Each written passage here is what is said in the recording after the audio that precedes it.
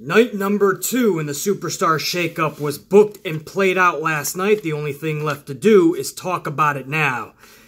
And I will apologize up front. Can't really get too amplified this morning, guys. I have a big audition that I have to go to this morning. 9 pages of dialogue, so I want to make sure that I can give these people what they want and give them my best performance. So hopefully I nail out this audition. So thank you guys for understanding. Hopefully tomorrow we can be back at it. But I still wanted to make this video and run down Superstar Shakeup, SmackDown's version of it anyway, last night, and who they ended up getting and what ended up unfolding last night. I want to start off right from the very top. And this was AJ Styles calling out Shinsuke Nakamura. He wants his revenge, but instead of Nakamura, AJ Styles ends up getting Rusev Day. This leads to Rusev Day taking out AJ Styles, and who makes the save but Daniel fucking Bryan. Now this is the ultimate dream team for somebody like me anyway, who honestly believes Daniel Bryan and AJ Styles are the 2 best wrestlers in the world today, for the men anyway. And to see them together, that was, I'll steal AJ Styles' word, that was absolutely phenomenal, because that's what Paige ended up doing last night, is she put Rusev Day in a tag match with AJ Styles, Daniel Bryan, the Dream Team, in the main event last night. Because, again, of what happened at the beginning of a SmackDown in Rusev Day jumping AJ Styles. I do want to comment on that real quick, though, that whole first segment. Rusev Day comes out, and you have Aiden English still trying to portray that they are the heels by dissing, I believe they were in Providence, Rhode Island. And he takes a shot at them, but then 3 seconds later, basically is telling them all to sing along with Rusev Day. And it just doesn't make sense. That, like, are you portraying that you're the heels, or are you trying to get that face reaction? Which is it? Because we know how Vince is booking you. Vince is booking you like total jobbers either way. But he's booking you as heel jobbers. It just doesn't, I still don't understand the Rusev Day thing. I do not feel that Aiden English and Rusev should be together. I always wanted to see Rusev succeed. I always felt Rusev was the one son of a bitch that was being buried. But I always felt that Rusev needs to be the big brute heel. By himself, with Alana as like a manager. Something like that worked perfectly. All they had to do was strap that rocket behind him. And he'll fucking take off. There's no ceiling for that type of Rusev character. Instead, they never gave him the correct booking. They never strapped that rocket to him. They never watched him take off. And then they broke him up with Lana, and then they put him with Aiden English. They come up with this Rusev Day thing, which was fun for a few weeks. Even I thought it was fun, and even funny. But now, here we are a couple months later. The way booking has booked him, the way Aiden English is just literally good for just saying the words Rusev Day. The way this all played out, here we are a couple months later, and I am honestly not just sick and tired, but I am annoyed at Rusev Day. I'm actually starting to resent Rusev Day. And I don't want to do that because, again, I'm a big Rusev fan. But this Rusev Day thing, I'm over this. I was going to say character, but it never really was a character. We don't really know what Rusev Day even is, other than Aiden English coming out and screaming Rusev Day. I'd rather see the big brute Rusev with, like, Lana as his manager and just destroying motherfucking faces. Like when Triple H was the top heel in the company. I thought he was perfect at that. Rusev can be somebody like that. You put Lana as a mouthpiece. But Rusev Day, I'm over it, guys. I really am. I realize that you think that was the only way that he was ever going to get over. But no, if Vince was dead set on not putting Rusev over anyway, then I knew from the beginning that Rusev Day, Vince was not going to let that get over either. Rusev's gonna have to just fucking be on his own. And they're going to have to book him correctly that way. That's the only way this Rusev thing is going to work. And if it works correctly, Rusev won't be getting cheered. Rusev getting cheered anyway, something seems so wrong with that. He should be one of the top heels in the company. Again, if booked properly, he could be such. Such is life, man. But we move on. I'll get to the main event later in this video. That was, again, the Dream Team. Styles and Daniel Bryan versus Rusev Day. But after that first segment, we went into Shelton Benjamin. And Benjamin starts talking about how his Twitter got hacked. Because supposedly he left a message on his Twitter last night congratulating Gable and wishing him nothing but the utmost success over on Monday Night Raw. But Benjamin said he would never do anything like that. His Twitter got hacked and that message got sent out and it wasn't him who sent it. So Benjamin says he wants real competition here on SmackDown on his own starting tonight. So he said, who's it gonna be? Randy Orton's music hits. Randy Orton starts methodically coming down the rampway, but his music stops. And Randy Orton's looking reluctant. So you're thinking, what the fuck is going on? You're going to hit the ring or you're not going to hit the ring? Are you having second thoughts? Are you confused? Do you think Benjamin's going to fucking make you look weak? Do you think Benjamin's going to make you look like a tool? But no, none of that. It's Jeff Hardy who ends up coming out. Hardy's music hits, the new United States champion of the world, who just won that 24 hours earlier on Monday Night Raw from Jinder Mahal. He ends up showing up. And he takes the challenge of Shelton Benjamin. And Randy Orton is just kind of left there like, oh, well played, Jeff Hardy, well played. But am I the only one a little confused about this? What was well played? You answered the challenge, and Jeff Hardy just walked. Jeff Hardy didn't even look at Randy Orton. Jeff Hardy just kind of walks right by and says, he goes and takes on Shelton. I don't understand what Randy Orton was doing out there. And if you tell me, BC, it's setting up something down the line with Jeff Hardy and Randy Orton, and it's for the United States Championship, then I'm literally going to put my head through a concrete wall. The first wall I see that's concrete out here in the NYC. And trust me, there's plenty. I'm putting my head through it because the last thing I want to see is Randy Orton going for the United States Championship again, this time with somebody totally different. I'm all set, guys. Thank you. Anyway, Randy Orton just walks to the back like, all right, fine, you bullied me out of this. Jeff Hardy takes on Shelton Benjamin. Jeff Hardy obviously wins with the Swanton Bomb over Shelton Benjamin. So Shelton Benjamin's big debut on SmackDown as a singles competitor after breaking up with Gable is a big fat L. It is a loss in the L column and in the win-loss column, and that's, I guess that's going to be Shelton Benjamin going forward. To be honest with you, even though he's got talent, I don't see how he's going to be a main event player anyway. I don't see much else in Shelton Benjamin that screams breakout star to me. I think his best chance was his first run with WWE. This one looks to be a big, gigantic flop. But big impact for Jeff Hardy. If I'm supposed to believe that Kurt Angle and Paige get together and they start trading and making calls for each other's brands and working together, am I supposed to honestly believe that Kurt Angle just got this new United States champion in Jeff Hardy and he went to Paige and he said, I'll trade you my champion of the world? I don't see how that's believable, but whatever, man.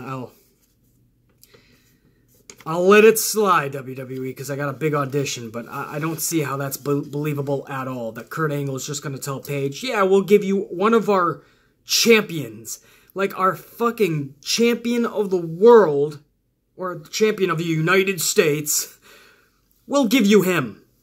And in return, give us Mojo Rawley and Zack Ryder. Because that's who Kurt Angle got. Mojo Rawley and Zack Ryder. I mean, the decision-making is so fucking bad at this point, I wouldn't be surprised if the Hype Bros come back on Monday night. Unreal. But we move on. Oh, this is a great decision here. This was probably Kurt Angle just giving Paige two superstars.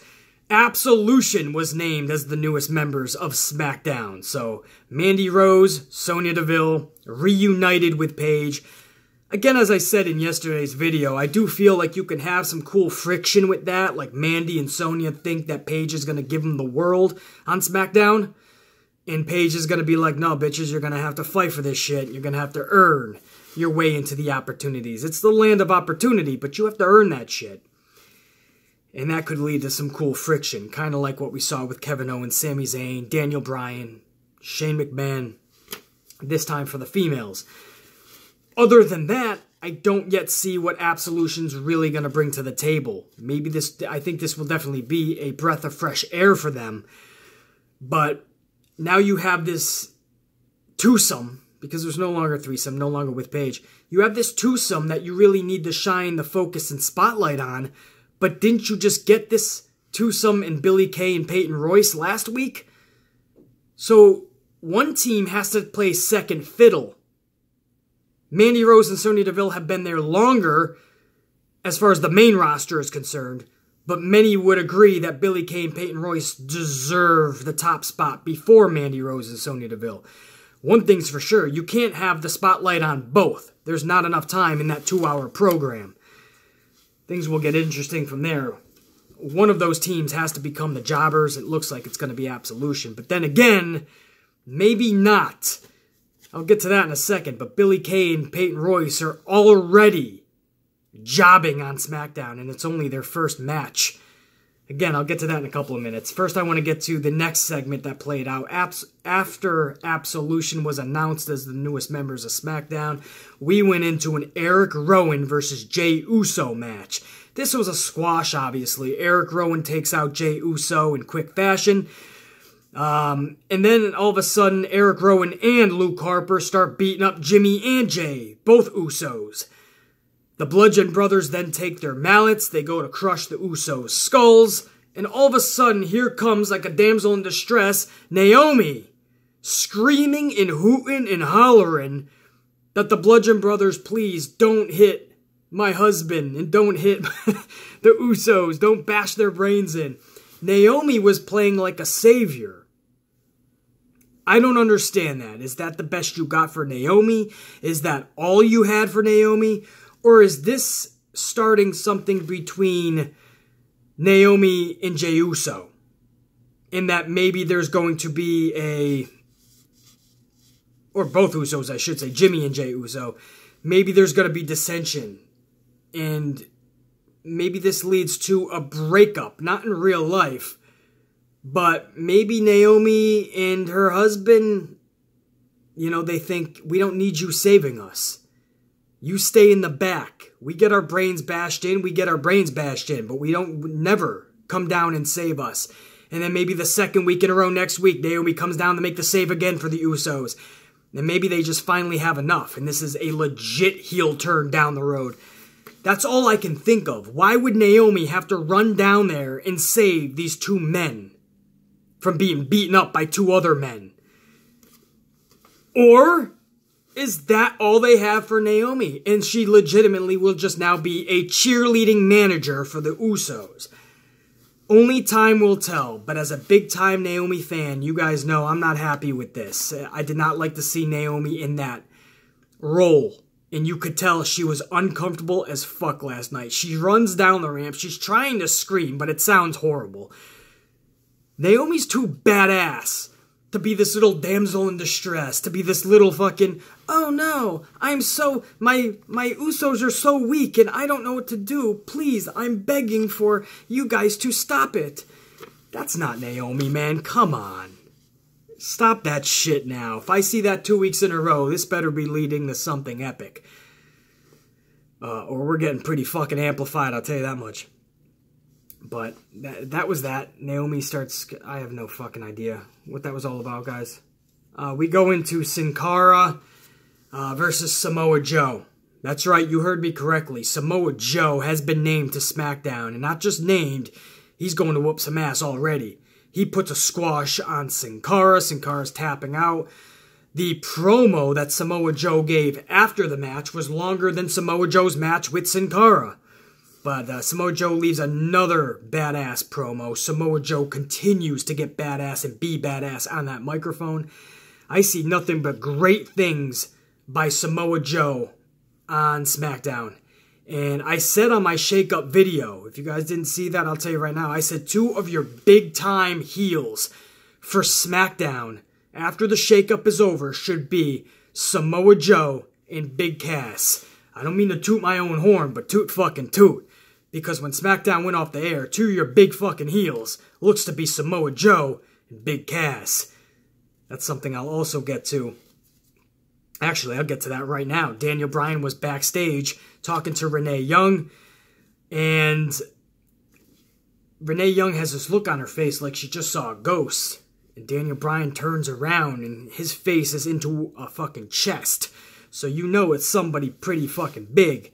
Daniel Bryan looks up, the camera pans up, it's Big fucking Cass. He has returned, and he is on SmackDown Live. Exactly what I said should have happened with Samoa Joe and Big Cass. It's exactly what is happening, and I think that's where the spotlight is going to be shined the brightest on both Samoa and Big Cass. And Big Cass says, so this is what all the fuss is about, little man? And he basically goes to tap him on the head, and Big Cass walks off. But that wasn't the last that Daniel Bryan was going to see of Big Cass. And unfortunately, it was going to be much brutal later on in the night for Daniel Bryan. I'll get to that in a minute. It was announced that Sanity has arrived to SmackDown. They didn't debut, but it is announced that they're arriving. So hopefully there's going to be some cool vignettes, and just like they did for the Wyatt family, and Sanity hopefully will be major players. They're going to walk a fine line. Sanity could debut and absolutely be a flop in Vince McMahon's eyes, and they could be fallen into obscurity really quick. Or they could let those motherfuckers soar. Right out of the gates, you got to strap that rocket to them. There's no 50-50 booking like you did with the Wyatts, because like we saw with the Wyatts, that'll kill them instantly. A group like Sanity, a group like the Wyatts, they need that rocket. You can't 50-50 them. Either they're legit badasses, they're a legit faction that you should be scared of, or they're not. If it's 50-50, that means anybody at any given night can beat that group. It killed the Wyatts. I don't want to see Sanity killed that way.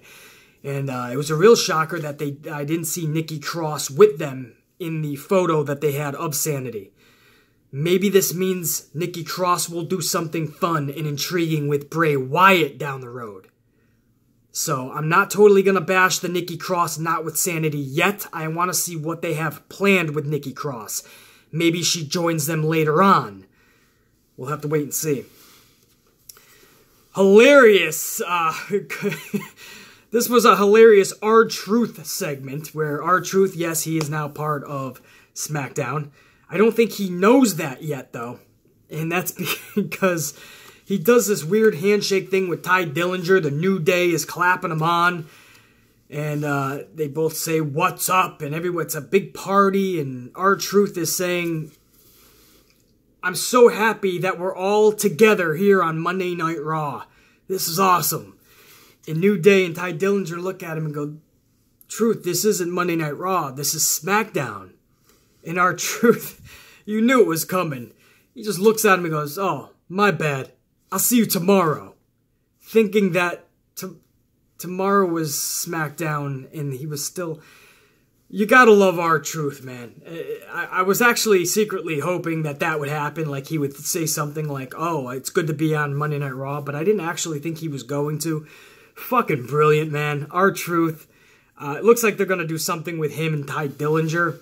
Why not? R-Truth would have been in obscurity just like he was for his last 10 years in WWE anyway. Ty Dillinger, people forgot he was even on the roster. You might as well put them together. I just don't see anything coming from it anyway. But it's a chance, I guess. Speaking of tag teams, they also announced 2 major tag teams. One a little bit more than the other. That'll be debuting on SmackDown. That is Gallows and Anderson and The Bar. Both tag teams from Raw over to SmackDown. So it looks like the SmackDown tag division has revamped. It looks like the SmackDown tag division is fucking, I was going to say badass, but even more than that. Gallows and Anderson at any given night can be tag team champions. Then you take over the 4-time tag team champions in The Bar. Fucking, yeah, Raw's going to have some competition in the tag division. That's for damn sure. And then, guys, I also want to just say, before I get to the main event, Carmella had her Mellabration last night, and she just starts bragging, and that's where Carmella's best at. She is a tried and true heel when she's just bragging and antagonizing. That's where you're going to see the best Carmella. The problem with that, too, is she's so annoying when she's hooting and hollering and screaming. But, again, that's why she works as such a good heel. And she was bragging and antagonizing, that's for damn sure. That brought out Charlotte. And Charlotte starts telling Carmella that basically her time is limited with that championship. And she's not hating and she's not pissed off because as the dirtiest player in the game, she respects what Carmella did. This brings out Peyton Royce, Billie Kay, the Iconics. And they give another little short but funny promo imitating and, well, I guess you could say, it was funny to me anyway. But they were imitating Charlotte and pretty much making fun of her. But it wasn't a funny way, I gotta admit. Even Charlotte had a little bit of a grin on her face. And Charlotte, I liked the way this was done. It wasn't Peyton and Billie Kay jumping Charlotte again. Charlotte just made sure that what happened last week wasn't going to happen again. This time she ends up taking her robe off before Billie Kay and Peyton Royce can attack her. And Charlotte just jumps off the apron and she starts attacking Billie Kay and Peyton Royce. This brings out Becky Lynch. Finally, somebody saves Charlotte, unlike last week. Becky Lynch comes out to even it out. We hit to commercial, and when we come back from commercial, Carmella is at the broadcast table on commentary, and you have Billie Kay in the ring with Charlotte. Peyton Royce is in Billie Kay's corner. Becky Lynch is in Charlotte's corner. So you have a one-on-one match, Charlotte versus Billie Kay. Right out of the gate, their second week on SmackDown, we're going to see what Billie Kay can do in the ring, right? By we, I mean the casual fan. Obviously, I've seen her in NXT for many, many months, over a year, actually. And but the casual fan's now going to see what is this Billie Kay and Peyton Royce all about. So you really got to make an impactful statement, just like they did last week. But when the match ended, it was a figure-8 leg lock. Obviously, you can't have Charlotte lose, but you really can't have Billie Kay lose the match. There's got to be a schmaz finish. No. This was a tap-out. Literally, within 15 seconds of the leg lock being applied, Billie Kay was tapping out ferociously, man. That is not how you want to see Billie Kay in her first match on the main roster. It shows you where Vince McMahon is at with them, the Iconics, and it shows you what they're going to be on the brand.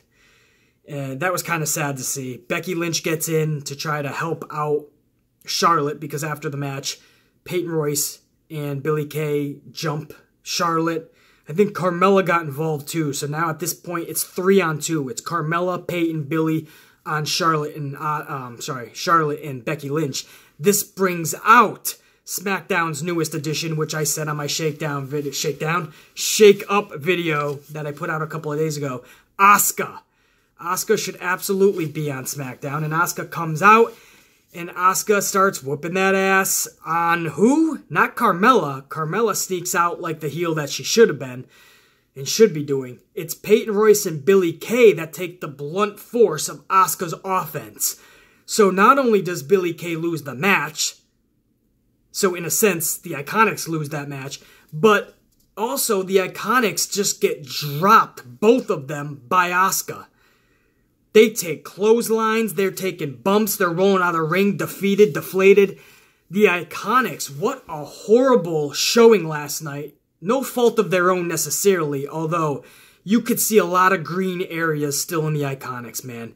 There's a reason it took them so long to be called up, and I think there was still more time that Triple H wanted to work with them, but I think the outcries were so loud and people were like, just send them up because their characters, their personalities are so much larger than so many others on the main roster already. So I think that alone deserves the call up. But their wrestling ability is still green in a lot of ways. You saw that last night so much. Timing alone is off with Billie Kay. That's always been her issue, and it's something she cannot grasp. I just don't understand what that is. And Peyton Royce's selling needs a lot more. And this is for Billie Kay too, but I don't want to be too hard on Billie. But Peyton Royce, her selling needs to fucking be believable.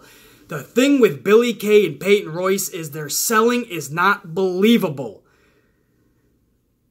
Timing has to be worked out first because you're going to hurt somebody or you're just going to really expose the business more than it should be. So timing comes first.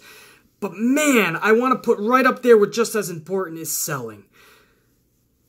They have to work on that. And I don't know, that much time in NXT. If you haven't got it yet, will they ever get it? I don't know. But one thing is for sure, Vince McMahon is not seeing a lot in the Iconics. Remains to be seen where they go from there. That is for sure. But that was a big moment for Asuka. That's for sure. She is now officially a part of SmackDown. Charlotte with a huge win over Billie Kay. And again, the Iconics fall on their very first night of competition on SmackDown. Move on, guys, to... I want to make sure I get everything before I hit up the main event, if you don't mind. I think I got all the people that got called up. Yeah, so what we'll do, guys, is we'll go right to the main event now. I might be leaving out a few things, but again, I got a big audition coming up, and I really can't go over everything. Although I do believe I went over almost everything, man. The Miz had a good backstage promo. He was in L.A., he had his wife Maurice with him with his new baby, Sandy Rose? No, not Mandy. What the fuck is her done? Maroon 5? Maroon Rose? What is Miz's kid's name, man? Maroon 5, right? No, that's a band. What am I talking about? Maroon Rose? Mandy Maroon? Maroon Macadamian. Macaroon. What the fuck is it? Can you leave his kid's name? I don't know who the fuck... He's always naming his fucking kid. It's Maroon something. Or Miraculous... This is gonna fucking piss me off, actually.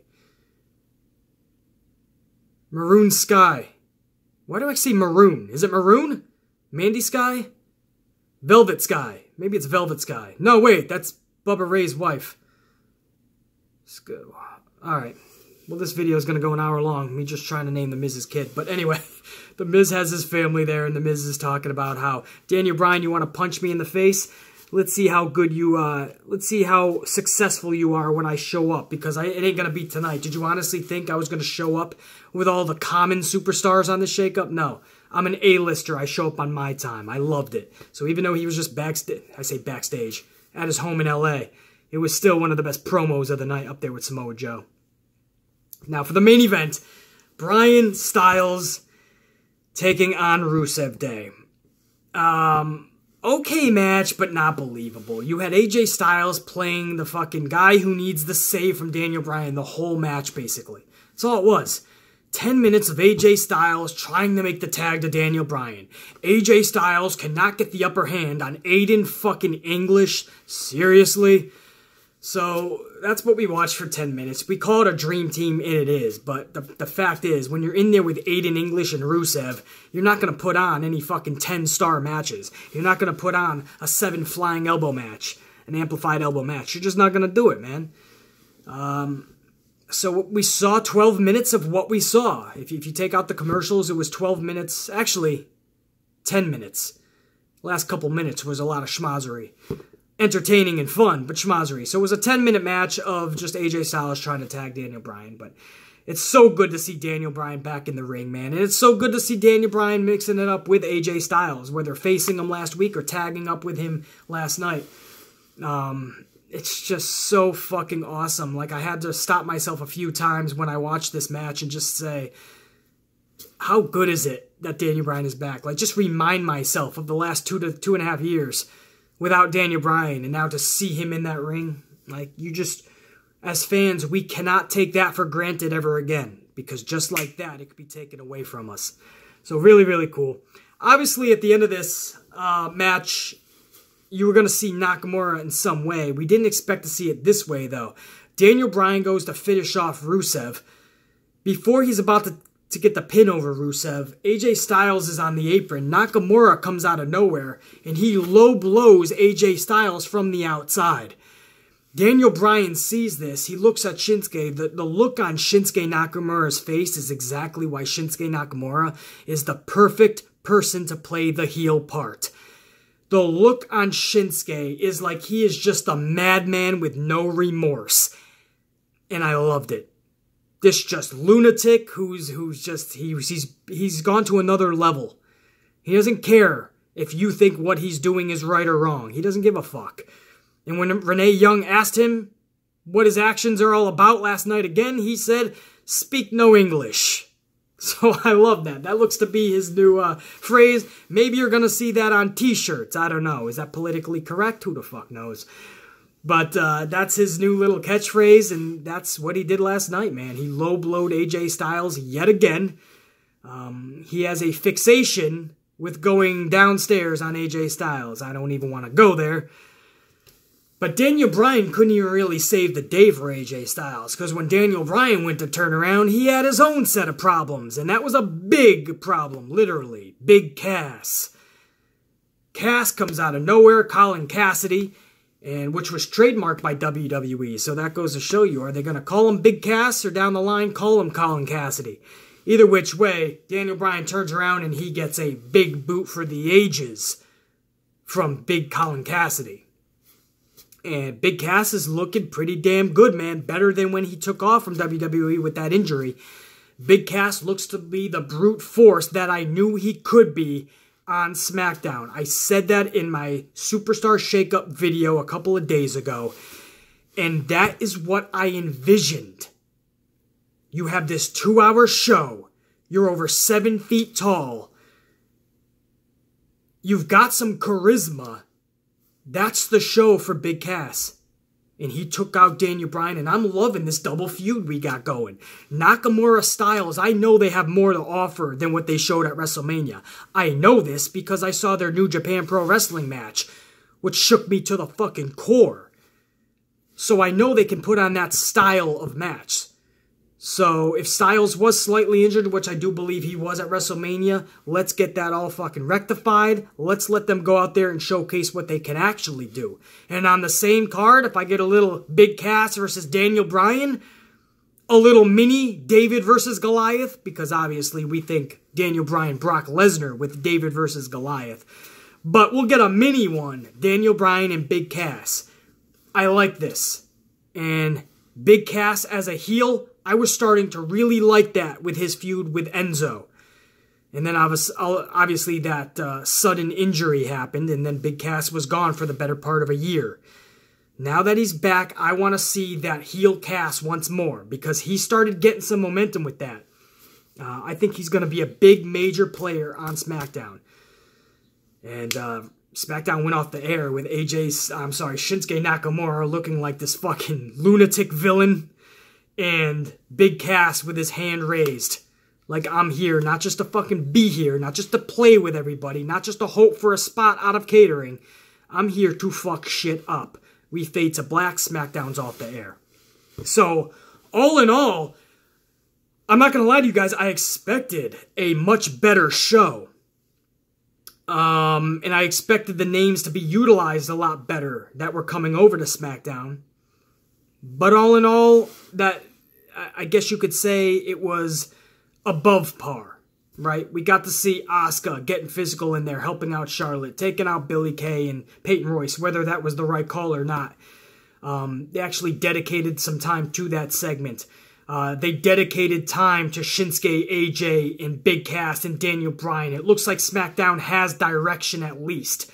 Where that direction leads to, we all gotta wait and see, but it looks like they at least have direction. Other than that, guys, there wasn't a lot of memorable moments, though. So maybe I take that back, above par. Was it really above par? A lot of names were name-bombed and name-dropped. A lot of newsworthy announcements, but I don't know if that was necessarily entertaining. I guess that's where I'm at. It's a really weird SmackDown because all of this news was constantly being thrown at us. So in a way, that's intriguing because your mind starts working for down the road. But as far as that show, nothing really special outside of that main event. And even the main event was lackluster. But it was the ending, seeing Big Cass and Shinsuke becoming true legitimate heels and coming into their own That's badass, man. And again, maybe Samoa Joe was maybe a highlight as well. Again, Asuka. So, but I expected a lot more. But maybe when the names start actually showing up, The Bar, Sheamus and Cesaro, in the Insanity, maybe when they actually start showing up, man, business will pick up for sure. I know a lot of superstars were traveling down to South Africa, guys. That's why The Bar wasn't there, for instance. I think Gallows and Anderson were also traveling down to South Africa. Sasha Banks, I know, was on that flight as well. So anybody who thought Sasha was showing up last night to SmackDown, that wasn't going to happen. She was actually on an airplane heading down to South Africa for some shows and publicity. So it is what it is, guys. We go from here now. The shakeup is done. I'm sure throughout the week, Vince is going to change some more shit around. That's what happens usually. Today, we're going to hear more names flip-flopping. Throughout the week, we'll hear more names. They'll be they might not even be announced Monday. But there'll be these sudden changes. Superstars that we really don't even fucking care about. Probably shouldn't even have a roster spot. Oh, fuck, guys. Before I end this video, how about Almas? Almas has been called up from NXT. He's actually going to be going over to SmackDown as well. So you're going to see some fun action with Daniel Bryan versus Almas, AJ Styles versus Almas, Samoa Joe versus Almas down the line. This is going to be a huge addition for SmackDown. Whether Raw landed him or SmackDown, Almas is going to bring a superstar feel, man, that's much needed. And he can fly in that ring. I can't believe I saved that to last. Then again, he didn't really debut, though. It was just a little announcement. He cut a little promo at the Performance Center. So it was nothing big last night. The announcement overshadowed anything else for Almas. But Almas showing up whenever he does, I don't know if that'll be next week, the week after. Will it be at Backlash? That's going to be huge for any casual fans out there that don't watch NXT, or any Amplified unit members out there that don't have NXT. You don't really know a lot about Almas. You're in for a treat. That guy is fun to watch in the ring. So, I don't know. YouTube him, Google him. Check out some of his matches beforehand. You'll see what I'm talking about. I'm going to shut up, guys. I thank you for allowing me to kind of tone it down in this video. Again, huge audition in just a couple of hours. A lot of dialogue I have to kind of spit out. And I don't know how many times and how many ways they're going to make me do this. So I got to save the old voice. Much love and respect, guys. The Amplified man's cashing the fuck out. I cannot wait to do tomorrow's video, Amplified Q&A, my favorite video of the week, where I get to answer your guys' questions. So any wrestling-related questions you guys got, send them my way via Twitter at BC Amplified. You can also drop them down below in these videos, and I'll try to catch them as well. And I'll answer most of them, not all of them, but most of them tomorrow on Q&A. As far as the greatest Royal Rumble ever, guys, that is next Friday at 12 o'clock. I believe there's a pre-show at 11 o'clock. I will put out a video. I'm going to have my own amplified pre-show for the greatest Royal Rumble ever. Because it is so early in the day, and I like to get my videos out early, around 8 or 9 o'clock a.m. Eastern Time, I'm going to put out my own video. It'll be a pre-show to the greatest Royal Rumble, and we'll really get pumped up and ready for it. So be on the lookout Friday, April 27th. And then after the greatest Royal Rumble, just a few hours after, I'm going to have my The Good, the Bad, and the Ugly of the greatest Royal Rumble ever. So 2 videos next Friday surrounding that big pay-per-view special event, the greatest Royal Rumble ever. So big, huge day on the channel next Friday. And obviously, if you guys follow my Instagram at the BC Amplified, you guys know as well that that's going to be my final videos for a while. I do have to go and film my movie, Tyler's Day 30. I have to finish that. I also have a role for HBO that I am fortunate to have landed, and I have a few days that I have to film there. And I'm also going to clear my head for a few days. So I'm going to do this all in one big chunk of time. So next Friday will be my last videos for the foreseeable future. But I'm not going anywhere. I'm just taking a little time off. I'll be back better than ever. So again, I announced that on my Instagram. And so even though it's a see you later next Friday, it's also going to be a big day on the channel. We're going to have a lot of fun, and we're going to distribute a couple of videos surrounding the greatest Royal Rumble ever. That's it. I'm going to shut my mouth now until I have to audition over at Steiner Studios. So here's the deal, guys. Much love and respect, as I said. And we are going to go on to tomorrow's Amplified Q&A video. I'll have a surprise video this Friday as well. And then we go to Monday Night Raw, and we'll see what this shakeup really has done to both rosters. Be motherfucking C. Check you.